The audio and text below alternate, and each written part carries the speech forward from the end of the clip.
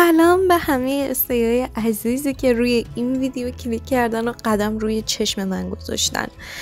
من استلا هستم و این چنل استلاس کیدزه و خیلی خوشحالم که قراره کنارتون باشم، چون شما اون سابسکرایب و لایک رو میزنید و با من همراه میشید. میدونم چون من خیلی آدم دوست داشتنی هستم.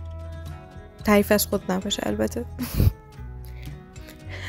خب برای شروع من تصمیم گرفتم درباره این خبر قرار گذاشتن فیلیکس براتون توضیح بدم، چون به نظرم یه خبر خیلی بامزه بود و برای شروع چنل اتفاق بامزه‌ای بود که در این باره صحبت کنم.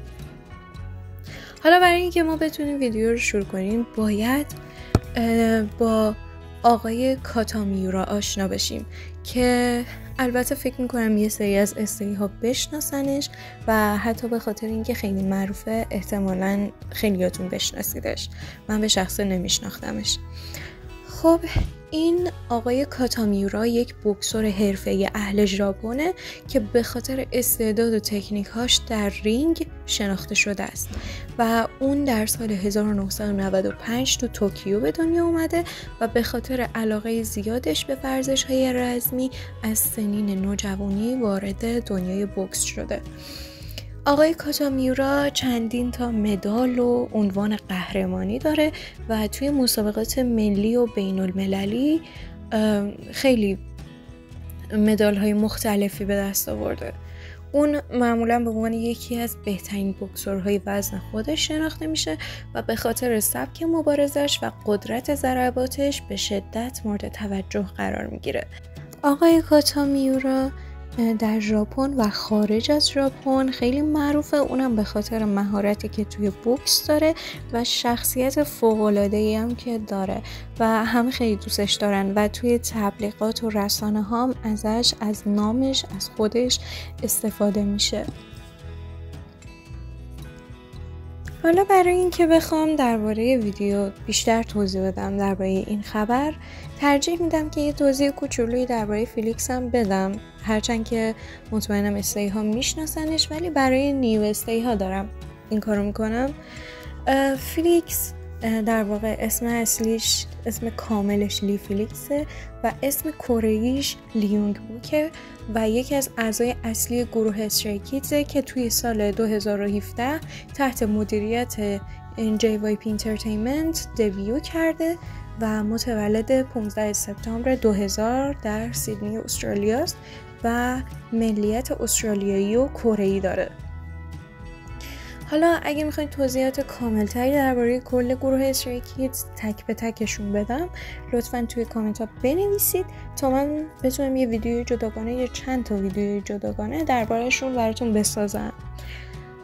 خب بریم سراغ موضوع اصلی که اخیراً آقای کاتامیورا یه کار خیلی بامزه کرده.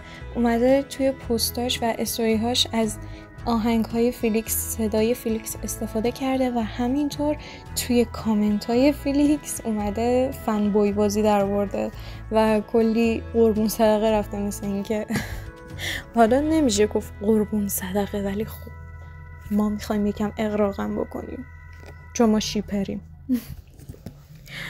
حالا خیلی از طرفدارای استری کیدز، خیلی از استی ها از این موضوع خوششون اومده و شروع کردن شیپ کردن این دو نفر و خدا رو شکر توی استی ها ما آدمای خیلی کمی داریم که تعصبی باشن یا بخوان هیت بدن، یا اگه هستن هم تعدادشون خیلی کمه دیگه.